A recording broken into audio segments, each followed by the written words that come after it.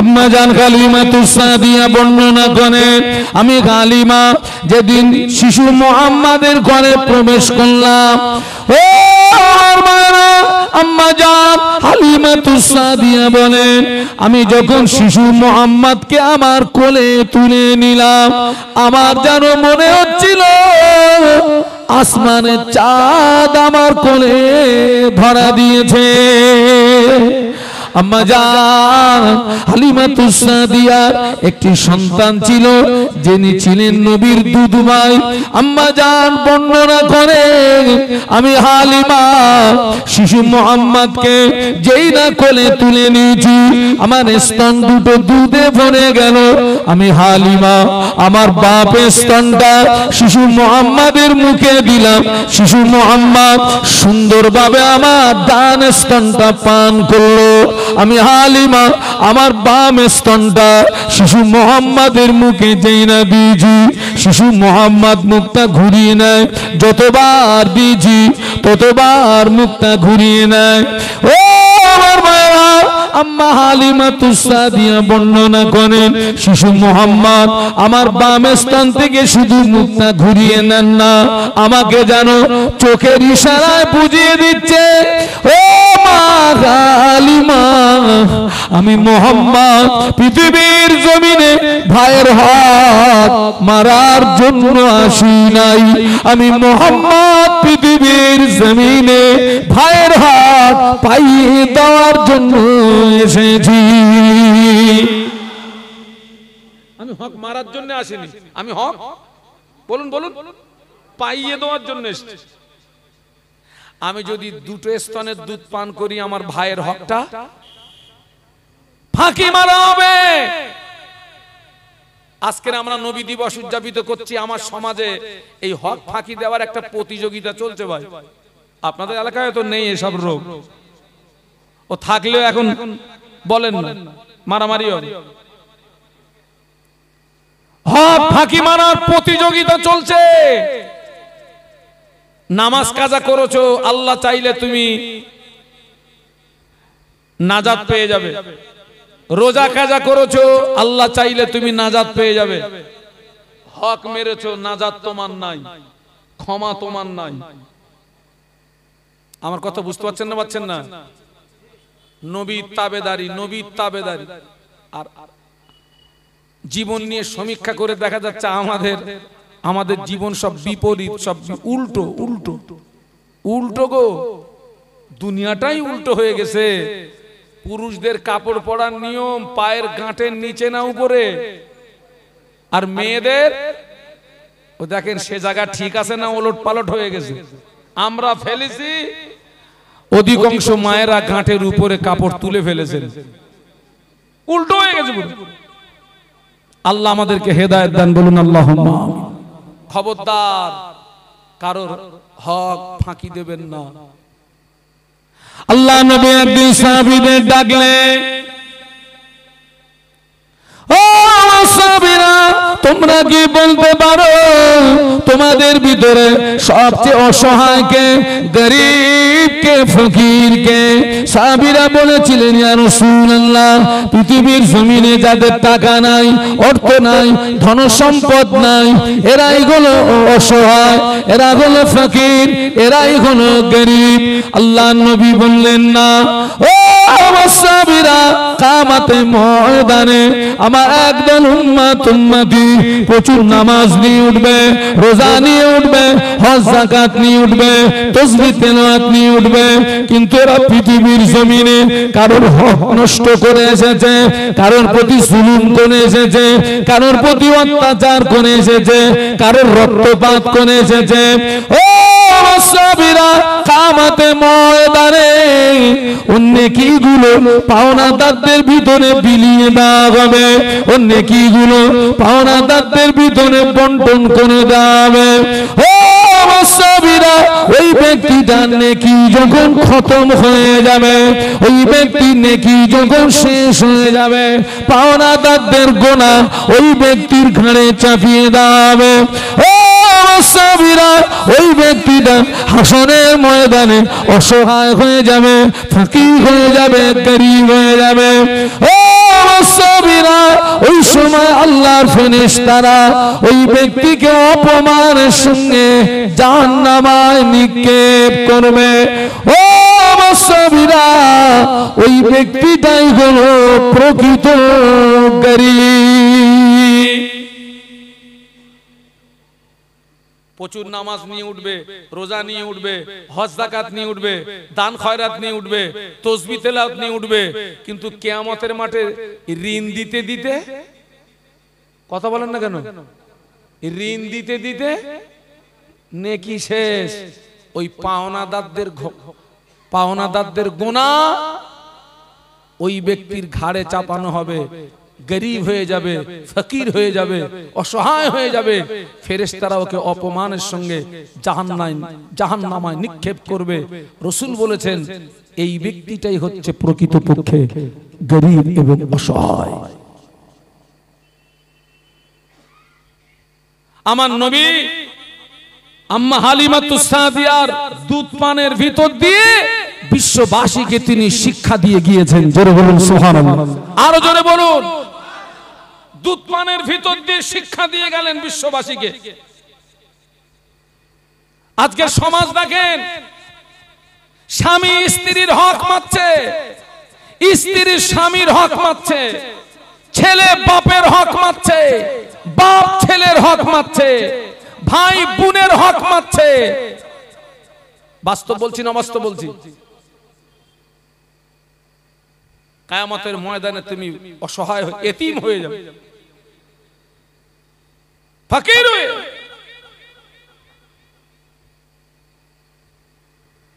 আল্লাহ আমাদেরকে হেদায়েত দান, বলুন আল্লাহুম্মা আমিন, বলুন আল্লাহুম্মা আমিন। ওই একটা কথা বলতে বলতে আমি কিন্তু কথাটা কিন্তু হারিয়ে ফেলেছিলাম। আল্লাহ রাসূল, আপনার কাফেররা ঘরটা ঘিরে ফেলেছে, রাসূলুল্লাহ হিজরত করবেন। যারাই নবীর ঘর ঘিরে দাঁড়িয়ে, তাদের মূল্যবান সম্পদ কার কাছে আমানত? আল্লাহ নবীর কাছে। আল্লাহ নবী আলীকে ডেকে বললেন, আলী, আমি আল্লাহর হুকুমে মদিনায় চলে যাচ্ছি, তবে এই আমানতের মালগুলো আমি তোমার কাছে দিয়ে গেলাম। তাদের নামের লিস্ট বলে তুমি একটা লিস্ট করে নাও, আমি নাম বলছি, লিস্ট করো। আমি চলে গেলে এই আমানতের মালগুলো তাদের ভিতরে বুঝিয়ে দেবে। একটু জোরে বলুন, আরো জোরে বলুন। আমার নবী তো পারতেন যে তোরা আমাকে মারার জন্য ঘিরে দাঁড়িয়ে আছিস, তোদের মাল দেবো না, লে পালাবো। আল্লাহ রাসূল তাই করেছিলেন। তিনি আল্লাহর হুকুমে চলে গেলেন, কিন্তু সঙ্গীকে একজন দায়িত্ব দিয়ে গেলেন, সম্পদগুলো রেখে গেলেন। আলী, তুমি আমার হয়ে এই আমানতের মালগুলো তাদের মাঝে বুঝিয়ে দিও। একটু জোরে বলুন। আজকে সে আদর্শ আমাদের ভিতরে কোথায়? হারিয়ে ফেলেছি। আল্লাহ আমাদেরকে হেদায়েত দেন, বলুন আল্লাহুম্মা আমিন। বাবা, আমি আগেই বলেছি, আল্লাহর কোরআন আগে আমার নবীর তাবেদারি করো, নবীর তাবেদারি করো। আমার নবীর যদি তাবেদারি করো, আমি আল্লাহ খুশি হব, তোমাদের জীবনের গুনাহ মাফ করে দেব, আমি তোমাদেরকে আমার রহমতের দয়ার জান্নাত দিয়ে দেব। আরো জোরে বলুন। যারা পৃথিবীর জমিনে আল্লাহ, যারা বিশ্ব নবীকে ভালোবেসেছে, মহব্বত করেছে, প্যার করেছে, সেই ভালোবাসা আজকের আমাদের ভিতরে নেই, সেই মহব্বত আমাদের ভিতরে নেই। আপনারা দেখেন তো, ইসলামের প্রথম যুদ্ধ কোনটা ছিল বাবা? বলুন। বদর। সবাই মিলে বলুন তো কোনটা বলেছি? বদর। বদর ইসলামের প্রথম যুদ্ধ। আল্লাহ আমাকে বদরের ময়দান ঘোরালেন, আল্লাহ আমাকে তায়েব ঘোরালেন, আল্লাহ আমাকে বদর সফর করালেন, তায়েব সফর করালেন, লোহিত সাগর আল্লাহ সফর করালেন। আমাদের আম্মা জান হাওয়া আলাইহিস সালামের মাজার আল্লাহ আমাকে জিয়ারত করালেন। বদরের যুদ্ধ ইসলামের প্রথম যুদ্ধ। ওই যুদ্ধে যদি মুসলমানরা হেরে যেত, ইসলাম ও পর্যন্তই থেকে যেত। আমরা পেতাম আরে বলুন না, কলেমা পেতাম, দিন পেতাম, ইসলাম পেতাম, ওখানেই শেষ হয়ে যেত। ওখানেই শেষ হয়ে যেত। সাহাবীদের ভালোবাসা দেখুন তো। আল্লাহ পাক বিশ্ব নবীকে আদেশ দিলেন, ও নবী প্যারা, আর নসিহত করে হবে না, আর বুঝিয়ে হবে না। আমি আল্লাহ পাক আপনাকে আদেশ করছি, আপনি বদরের ময়দানে, আপনাকে লড়াইয়ের ময়দানে আসতে হবে। বদরের ময়দানে লড়াইয়ের ভিতর দিয়ে দ্বীনকে জিন্দা করতে হবে। আল্লাহ নবী সাহাবীদেরকে ডাকলেন। বদরের ময়দানে সাহাবীদের সংখ্যা ছিল 313। কত বলেছি? 313। কাফেরদের সংখ্যা 1000, এবং কাফেররা ছিল সশস্ত্র। আর 313 সাহাবীর কাছে কিচ্ছু নেই। তারা তো সবেমাত্র মক্কা থেকে হিজরত করে মদিনাতে এসেছে। ঘর হারা, বিবি হারা, সন্তান হারা।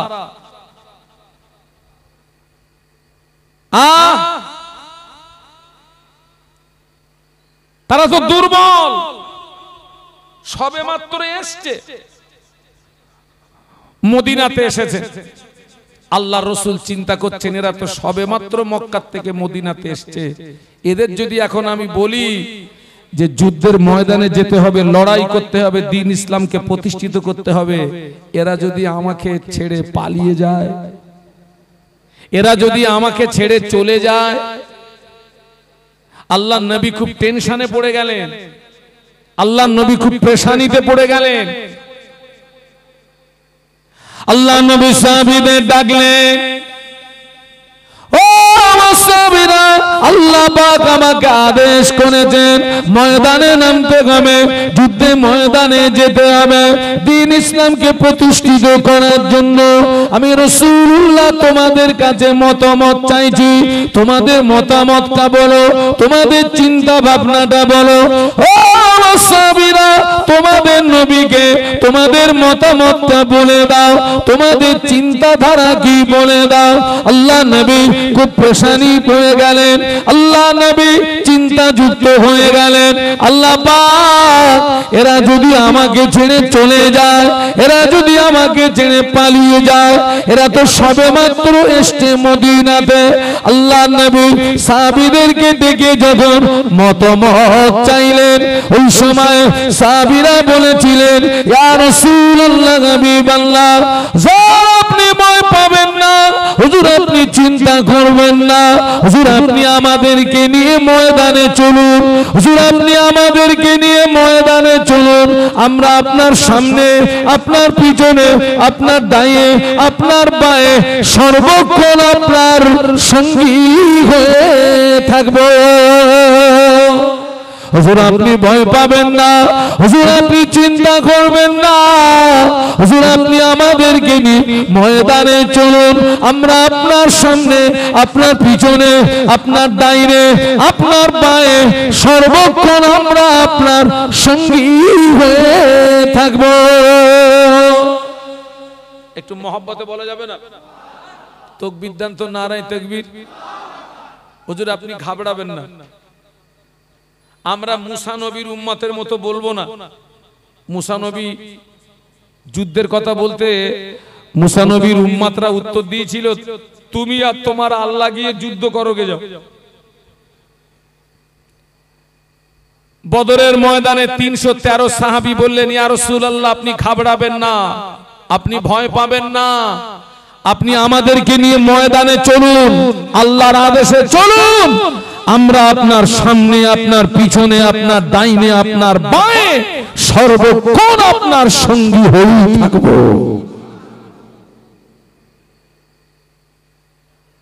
আল্লাহর হুকুম। এই বদরের ময়দানে বাপ তলোয়ার ধরেছে ছেলের বিরুদ্ধে, ছেলে তলোয়ার ধরেছে বাপের বিরুদ্ধে, চাচা ভাইপোর বিরুদ্ধে, ভাইপো চাচার বিরুদ্ধে, মামা ভাগনার বিরুদ্ধে, ভাগনা মামার বিরুদ্ধে।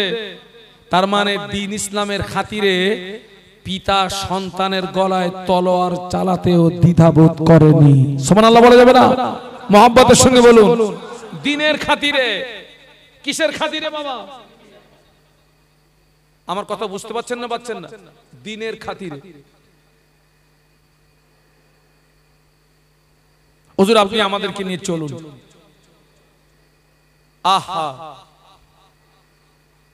আল্লাহ নবী বদরের ময়দানে সাহাবীদেরকে নিয়ে যাচ্ছেন। তবে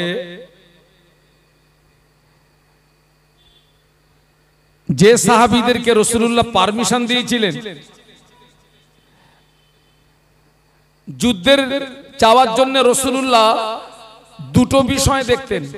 একটা হচ্ছে বয়স, আর একটা হচ্ছে হাইট। কি কি দেখতেন সবাই মিলে বলুন? বয়স আর হাইট। কোন সাহাবী দেখা যাচ্ছে হাইটে শর্ট হয়ে যাচ্ছে, তো এই পায়ের গুড়মুড়ির উপরে ভর করে হাইটটাকে বাড়িয়ে দিচ্ছে যাতে যুদ্ধের পারমিশনটা পেয়ে যায়। সুবহানাল্লাহ বলবেন না? মহব্বতে বলবেন না? আমরা হলে কি করতুম? পা যত নিচে দাবানো যায়, হুজুর যেন বলে বাড়ি যা, বাড়ি যা, বাড়ি যা।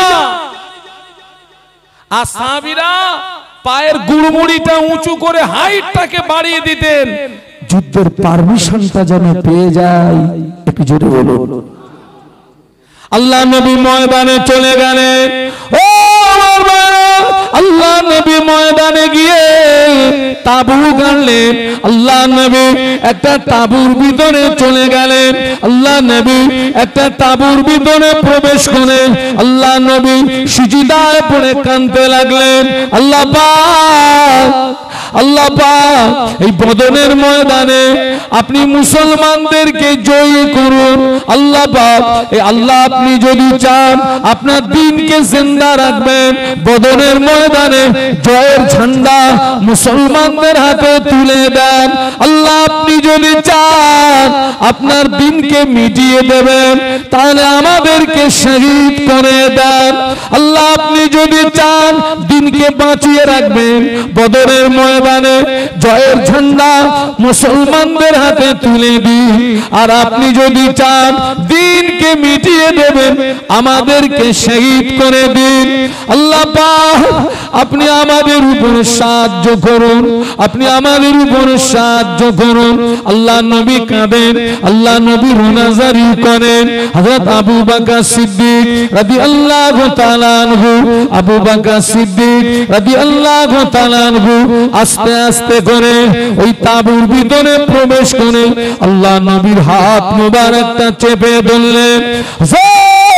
যথেষ্ট হয়েছে, হুজুর আপনি কাঁদবেন না, হুজুর আপনি সিজদা থেকে মাথা তুলুন, হুজুর আপনি কাঁদবেন না, হুজুর আপনি সিজদা থেকে মাথা তুলুন। আল্লাহ নবী সিজদা থেকে মাথা তোলেন না, আল্লাহ নবী সিজদা থেকে মাথা তোলেন না। পাগল কোথাকার সব ছাড়া বন্ধ করে পাগল মারা জায়গা পাচ্ছেন নাকি? টান মেরে ফেলে দেবে কিন্তু একদম সব।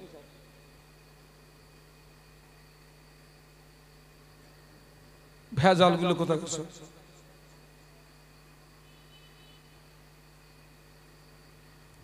দরুদ শরীফ আল্লাহুম্মা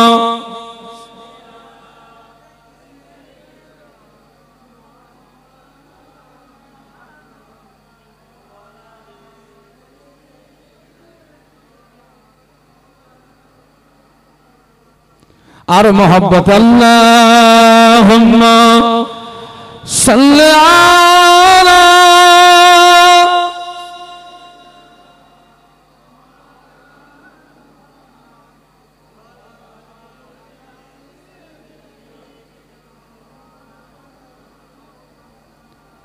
मेरे आँखों के पुतली में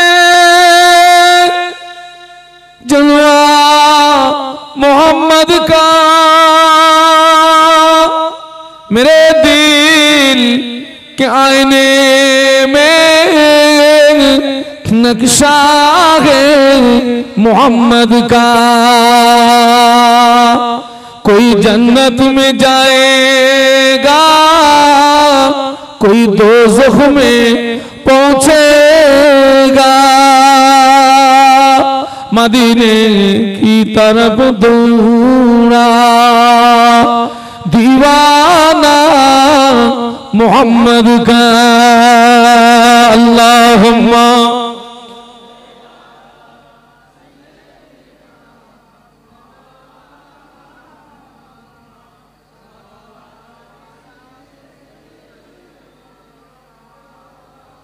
একটু বলুন আল্লাহু আকবার, জবান খুলে বলুন আল্লাহু আকবার। আল্লাহর নবী বদরের ময়দানে তাঁবুর ভিতরে সিজদায় পড়ে কাঁদছেন। আবু বকর সিদ্দিক রাদিয়াল্লাহু আনহু আল্লাহর নবীর হাতটাকে চেপে ধরে বললেন, হুজুর যথেষ্ট হয়েছে, আপনি কাঁদবেন না, আপনি সিজদা থেকে মাথা তুলুন, কাঁদবেন না। রাসূলুল্লাহ সিজদা থেকে মাথা তুলছেন, আল্লাহ তুমি যদি চাও তোমার দ্বীনকে মিটিয়ে দেবে, আমাদেরকে শহীদ করে দাও। আর যদি তুমি চাও তোমার দ্বীনকে জিন্দা রাখবে, বদরের ময়দানে জয়ের ঝান্ডাটা আমাদের হাতে তুলে দাও। আল্লাহ তুমি আসমান থেকে আমাদেরকে সাহায্য করো, আল্লাহ তুমি আসমান থেকে সাহায্য করো। সাহাবীদের নেতৃত্ব দিচ্ছেন রাসূলুল্লাহ যুদ্ধের ময়দানে, আর কাফেরদের নেতৃত্ব দিচ্ছে আবু জাহাল। আবু জাহাল হুঙ্কার দিচ্ছে, দ্বীন মিটিয়ে দেবো, কোরআন মিটিয়ে দেবো, মদিনা উড়িয়ে দেবো। আবু জাহাল হুঙ্কার দিচ্ছে, দ্বীন মিটিয়ে দেবো, কোরআন মিটিয়ে দেবো, মদিনা উড়িয়ে দেবো। নবী কাঁদতেছেন। আল্লাহ পাক নবীর চোখের পানি সহ্য করতে পারেন? একটু সবাই মিলে বলুন। আল্লাহ পাক জিবরাইলকে পাঠিয়ে দিলেন, ও জিবরাইল যাও, চলে যাও, আমার হাবিবকে গিয়ে বলো আমি আল্লাহ পাক আমার হাবিবকে কাঁদতে মানা করে দাও, আমার হাবিবকে সিজদা থেকে মাথা তুলতে বলো। ও জিবরাইল সালাম যান যান, আমার হাবিবকে গিয়ে বলো আমি আল্লাহ পাক আমার হাবিবকে একা ময়দানে ছেড়ে দিই না, আমি আল্লাহ পাক আমার হাবিবের সঙ্গে আছি। ও জিবরাইল সালাম যান যান, আমার হাবিবকে গিয়ে সিজদা থেকে মাথা তুলতে বলুন, কাঁদতে নিষেধ করে দিন। আমার হাবিবকে গিয়ে বলুন আমি আল্লাহ পাক আজকের দিনে জয়ের ঝান্ডা আমার হাবিবের হাতে তুলে দিয়েছি। সুবহানাল্লাহ। আমার হাবিবকে কাঁদতে মানা করে দাও, সিজদা থেকে মাথা তুলতে বলো। আমি আল্লাহ আমার হাবিবকে একা ময়দানে ছেড়ে দিইনি, আমি আল্লাহ আমার হাবিবের সঙ্গেই আছি। আর আমার হাবিবকে গিয়ে বলো এই বদরের ময়দানে জয়ের ঝান্ডাটা আমি আল্লাহ আমার হাবিবের হাতেই তুলে দিয়েছি। আল্লাহ নবী সিজদা থেকে মাথা তুললেন। ও আল্লাহ নবী সিজদা থেকে মাথা তুলে আল্লাহ নবী জালালি মেজাজে আল্লাহ নবী সিজদা থেকে মাথা তুলেছেন। আল্লাহ নবী চেহারায় চোখের পানিতে বালুগুলো ভিজে গিয়ে আল্লাহ নবী চেহারাতে জমাট বেঁধে গেল। আল্লাহ নবী জালালি মেজাজে সিজদা থেকে মাথা তুলে এক মুষ্টি বালু নিলেন, এক মুষ্টি বালু নিয়ে ওই বদরের ময়দানে আল্লাহ নবী কাফেরদের দিকে নিক্ষেপ করলেন। আল্লাহ পাক বদরের ময়দানে এক নাম্বার সাহায্য করছেন, নবীকে সাহায্য করছেন। আল্লাহ নবী তাবুত থেকে বেরিয়ে এসে এক মুষ্টি বালু নিয়ে কাফেরদের দিকে নিক্ষেপ করেছেন। ওই বালু আল্লাহ পাক 1000 কাফেরের চোখে পৌঁছে দিয়েছে। জোরে বলতে পারলেন না? মহব্বতে বলতে পারলেন না? তাকবীর দেন, নারায়ে তাকবীর। রাসূলুল্লাহ এক মুষ্ঠ বালু ওদের দিকে মেরেছেন, আর ওই বালু 1000 কাফেরের প্রত্যেকের চোখের ভিতরে আল্লাহ পৌঁছে দিয়েছে। এবং কিতাবে এসেছে চোখের ভিতরে এবং প্রত্যেকের কানের ভিতরে আল্লাহ বালি পৌঁছে দিয়েছিলেন। জোরে বলুন। এটা হচ্ছে বদরের ময়দানের 1 নাম্বার সাহায্য। আল্লাহ পাক নবীকে সাহায্য করছেন, আল্লাহ মুসলমানদের সাহায্য করছেন। সেই আল্লাহ আজও আছে না নাই? আরো জোরে বলতে হবে। বদরের মুসলমানের মতন ঈমান যদি আমাদের থাকে, আজও আল্লাহ আসমান থেকে সাহায্য করবে। শাদ আল্লাহ আজও আছে। 2 নাম্বার সাহায্য, ওই বদরের ময়দানে আল্লাহ পাক আসমান থেকে 5000 ফেরেশতা নাজিল করেছিলেন। আরো জোরে বলুন। হাজী সাহেব কারা আছেন একটু হাত তোলেন তো।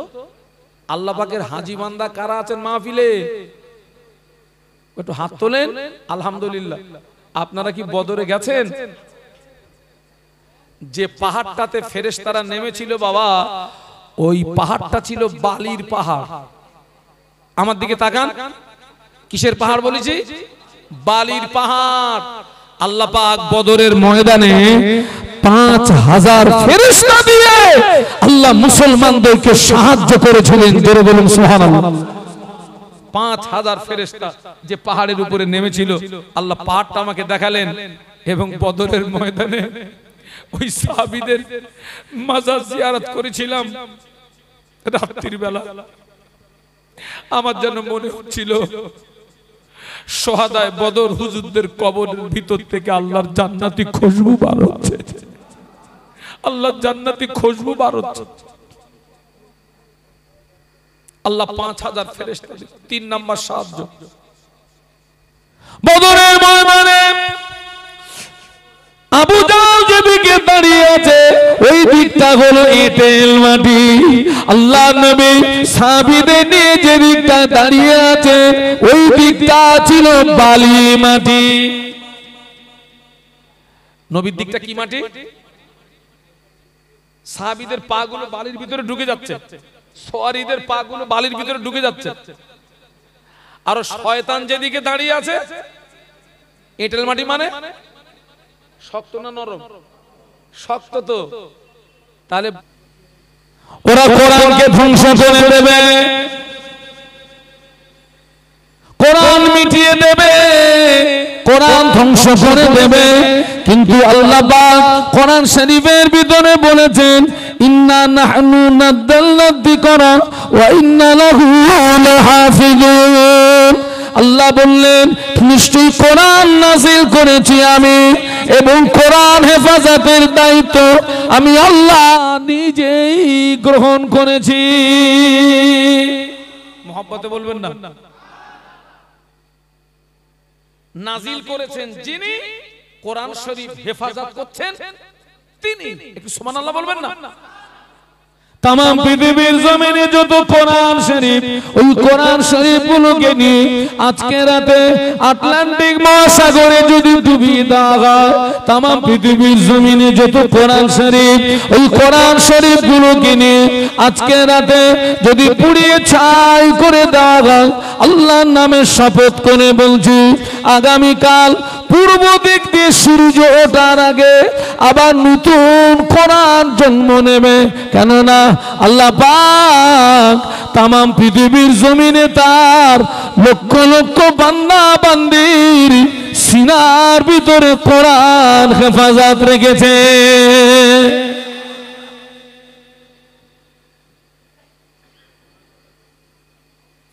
আমাকে বসতে দেওয়া হলো মাদ্রাসায়। এই মাদ্রাসার একটা হাফেজে কোরআনকে এখানে দাঁড় করিয়ে দেন, 6 থেকে 8 ঘন্টা সময় দেন।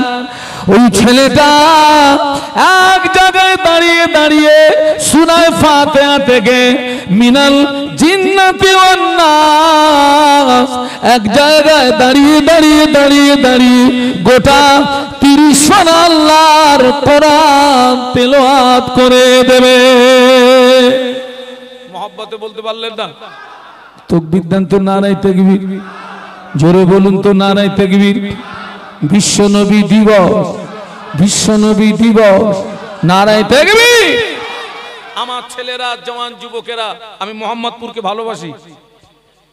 আমার মনে হয় আমার পেটে চাপ দিলে এখনো মোহাম্মদপুরের ভাত বার হবে। আমি মোহাম্মদপুরকে ভালোবাসি। আবার বলছি, আমার পেটে চাপ দিলে মোহাম্মদপুরের ভাত বার হবে। আমি আপনাদের জন্য কাঁদি, আল্লাহকে সাক্ষী রেখে বলছি, তাম পৃথিবীর মুসলমানের জন্য কাঁদি আমি। এটা আমার দায়িত্ব। একটা মুসলমানের উপরে যদি আঘাত হয়, ওই আঘাতটা একটা মুসলমানের উপরে হলো, তাম পৃথিবীর মুসলমান কি আঘাত করা হলো। আপনাদের পায়ে ধরে বলছি, মদিনামুখী হন, মদিনামুখী হন। মক্কা শরীফে আছে খানায় কাবা, মদিনা শরীফে আছে কাবার কাবা। একটু জোরে বলুন। মক্কা শরীফে আছে খানায় কাবা, মদিনা শরীফে আছে কাবার কাবা। বিশ্ব নবী হচ্ছেন কাবার কাবা। সুবহানাল্লাহ বলতে পারলেন না? ছেলেরা, জওয়ানেরা, বাবা মদিনামুখী হও।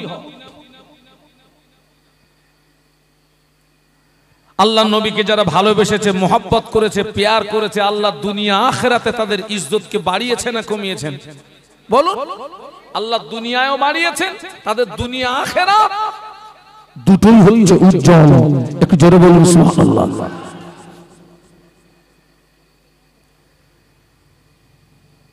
আল্লাহ নবী ১৫০০ বছর আগে নূরের জমানে বলে গেলেন, বানা আব্বা সুন্নতি ফাকাদ আব্বানি ওয়া মান আব্বানি কানা মাই ফিল জান্নাহ। আল্লাহ নবী বললেন, মান আব্বা সুন্নতি, যে আমার সুন্নাতকে ভালোবাসলো, ফাকাদ আব্বানি, ওই ব্যক্তি আমি রাসূলুল্লাহ আমাকে ভালোবাসলো। ওয়া মান আব্বানি, যে ব্যক্তি আমি রাসূলুল্লাহ আমাকে ভালোবাসলো, আমি আল্লাহ নবী বলছি, কানা মাই ফিল জান্নাহ, ওই ব্যক্তি আর আমি রাসূলুল্লাহ জান্নাতের ভিতরে পাশাপাশি থাকবো।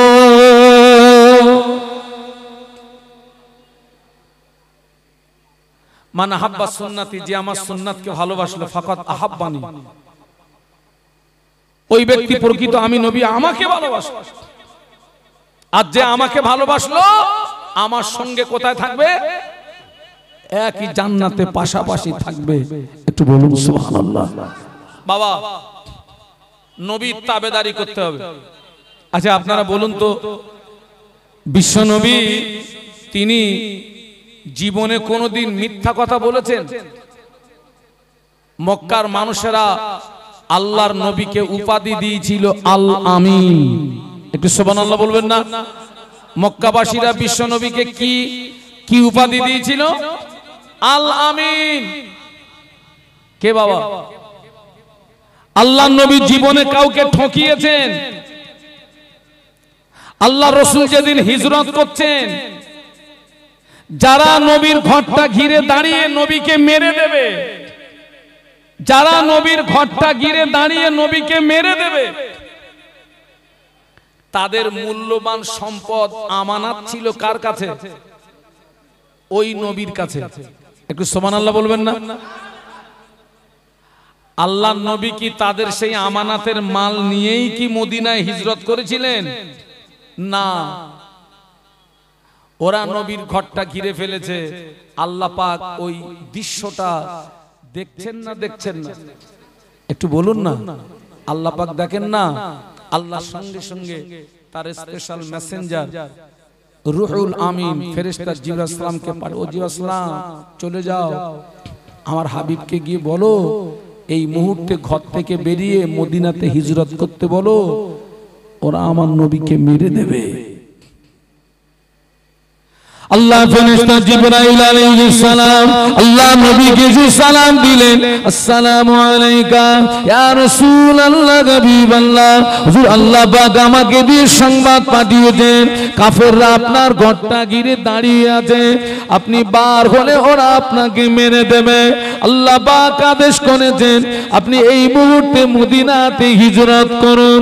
আল্লাহ নবী বললেন, ও ভাই জিবরাইল আমি যাব কি করে, ওরা তো ঘরটা ঘিরে দাঁড়িয়ে আছে, বার হলে ওরা তো আমায় ধরে ফেলবে। আল্লাহর ফেরেশতা জিবরাইল আমিন আলাইহিস সালাম বলেছিলেন, ইয়া রাসূলুল্লাহ হাবিবাল্লাহ, হুজুর আপনি ঘাবড়াবেন না, হুজুর আপনি ভয় পাবেন না। আল্লাহ পাক জানিয়ে দিয়েছেন আপনি শুধু এক মুষ্ঠ বালু ওদের দিকে নিক্ষেপ করবেন, ওই বালুটা লাগাতে হবে কোথায়, দায়িত্বটা স্বয়ং আল্লাহ নিয়েছে।